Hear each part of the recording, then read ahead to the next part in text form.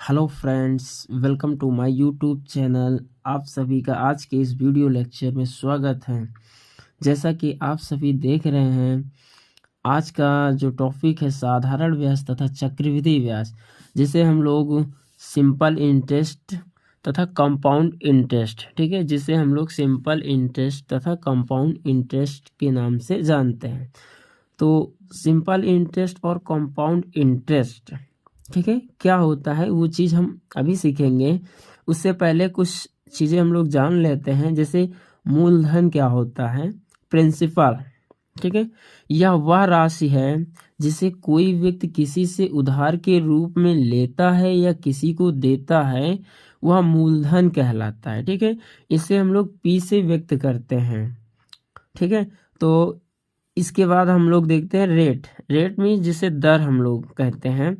ठीक है, उधार ली गई राशि पर, ठीक है, दर क्या होती है, उधार ली गई राशि पर ब्याज की गणना के लिए प्रयुक्त दर को ब्याज की दर कहते हैं। इसे आर, ठीक है, इसे दर हमेशा परसेंटेज में होती है। ठीक है, तो इसे हम लोग आर प्रतिशत से मतलब व्यक्त करते हैं। ठीक है, इस वजह से यहाँ से लिखा गया है। इसके बाद हम लोग देखते हैं समय जिसको हम लोग टाइम कहते हैं। ठीक है, तो समय या अवधि वह अवधि है जिसके बाद उधार के रूप में ली गई राशि ब्याज के साथ वापस की जाती है।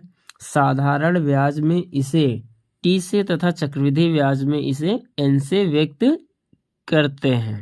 ठीक है, तो इस तरीके से ये तीन चीजें हैं, मूलधन, दर और समय। ठीक है, इन तीनों चीजों से ही हम लोग किसी भी ब्याज, है ना, को ज्ञात कर सकते हैं। तो इस तरीके से हम लोग देखते हैं साधारण ब्याज क्या होता है, जिसको हम लोग बोलते हैं सिंपल इंटरेस्ट। ठीक है, तो सिंपल इंटरेस्ट को हम लोग सिंपल भाषा में यदि कहें तो जब किसी राशि को किसी निश्चित दर से किसी निश्चित समय के लिए उधार लिया जाता है, तब समय समाप्ति पर मूलधन के साथ अतिरिक्त राशि वापस की जाती है। इस अतिरिक्त राशि को ब्याज कहते हैं।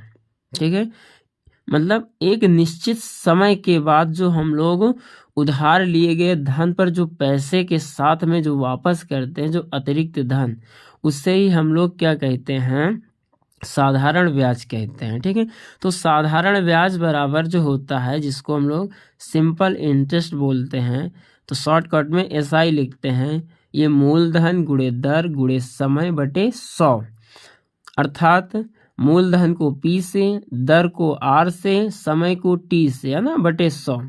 तो इस तरीके से हम लोग PRT अपॉन 100 सिंपल इंटरेस्ट को ऐसे भी हम लोग कह देते हैं। ठीक है, इसके बाद हम लोग देखते हैं मिश्र धन, जिसको अमाउंट बोलते हैं। ठीक है, तो मिश्र धन क्या होता है, मूलधन व ब्याज के योग को मिश्र धन कहते हैं।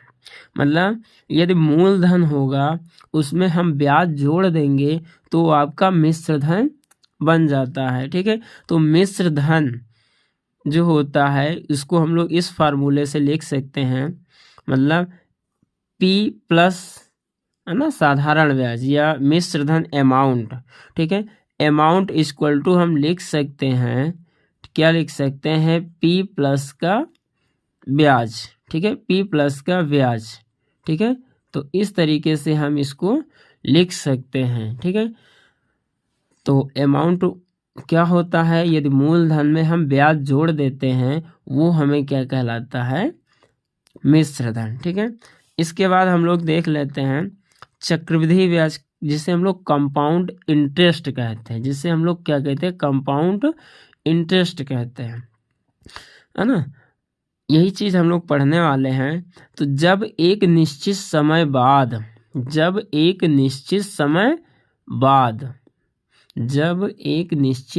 बाद मूलधन के साथ साथ साधारण ब्याज पर भी ब्याज की गणना की जाती है, तो इस प्रकार प्राप्त ब्याज को चक्रवृद्धि ब्याज कहते हैं। ठीक है, मतलब ब्याज के ऊपर ब्याज, ठीक है, लगाया जाता है, तब उसे हम लोग कहते हैं चक्रवृद्धि ब्याज। ठीक है, तो इस तरीके से हम लोग जानते हैं चक्रवृद्धि ब्याज, जिसे कंपाउंड इंटरेस्ट। तो ये क्या होता है, चक्रवृद्धि मिश्र धन माइनस मूलधन। तो यहाँ से हमने लिखा है चक्रवृद्धि मिश्र धन, ठीक है। तो compound interest CI equal to चक्रवृद्धि मिश्र धन को A से माइनस मूलधन को P से, ठीक है। इस तरीके से हम लोग कोई भी कंपाउंड इंटरेस्ट होगा तो उसको हम लोग निकाल पाएंगे। चक्रवृद्धि ब्याज मतलब मिश्र धन से मूलधन को हम लोग माइनस कर देते हैं। अब हम लोग चक्रवृद्धि मिश्र धन का जो फार्मूला है वो देख लेते हैं। जो चक्रवृद्धि मिश्र धन का जो फार्मूला है अमाउंट, है ना, तो ये होता है, हम लोग जानते हैं मूलधन, ठीक है, ब्रैकेट में 1 प्लस R मतलब दर बटे 100 की पावर n मतलब समय होता है। तो A बराबर होता है P ब्रैकेट में 1 प्लस R बटे 100 की पावर n, ठीक है। तो ये आपका होता है चक्रवृद्धि मिश्र धन का फार्मूला, ठीक है। यदि हमें मिश्र धन पता हो जाता है ना, तो इस तरीके से हम लोग ब्याज की भी गणना कर सकते हैं, ठीक है। जब ब्याज पता हो जाता है तो हम मूलधन भी गणना कर सकते हैं। तो यहाँ से हम लोग जानते हैं, ठीक है। तो चक्रवृद्धि ब्याज जो होता है आपका A माइनस P मतलब अमाउंट माइनस प्रिंसिपल, ठीक है। मतलब मिश्र धन से हम क्या घटा देते हैं, मूलधन, ठीक है। तो यहाँ से हम लिख सकते हैं, क्या लिख सकते हैं, चक्रवृद्धि ब्याज हम लिख सकते हैं चक्रवृद्धि ब्याज, ठीक है। तो हम यहाँ से लिख देते हैं आपका चक्रवृद्धि ब्याज जो होता है वो क्या होता है, चक्रवृद्धि मिश्र धन, चक्रवृद्धि मिश्र धन माइनस मूलधन, ठीक है। तो इस तरीके से हम लोग क्या होता है, जो चक्रवृद्धि ब्याज होता है चक्रवृद्धि मिश्र धन मतलब A आपका चक्रवृद्धि मिश्र धन है, उसके बाद माइनस कराया गया है मूलधन। तो इस तरीके से आपको ये चक्रवृद्धि मिश्र धन का फार्मूला रखा गया है, उसके बाद मूलधन को P, ठीक है। तो इस तरीके से P कॉमन ले लिया गया है, तो यहाँ से ब्रैकेट में बच गया है 1 प्लस R बटे 100 की पावर n माइनस 1, ठीक है। तो इस तरीके से आपको ये फार्मूला याद रखना है, ठीक है। आपको ये चक्रवृद्धि ब्याज का फार्मूला याद रखना है, ठीक है, मोस्ट इम्पॉर्टेंट। अब इसमें क्या होगा, यदि आपके पास 4 चीज़ें हैं, ठीक है। देखो यहाँ से ब्याज आया, मूलधन आया, दर आया और समय।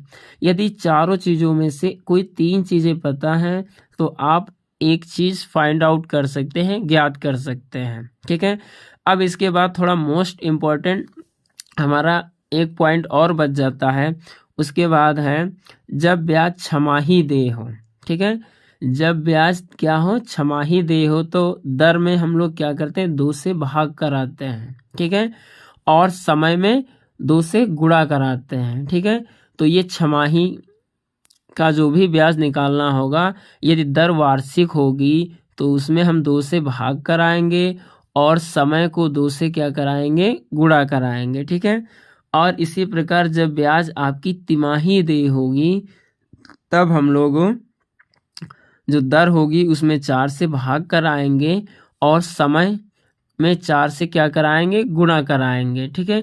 तो ये रहा थोड़ा सा बेसिक कॉन्सेप्ट आपके चैप्टर का, ठीक है।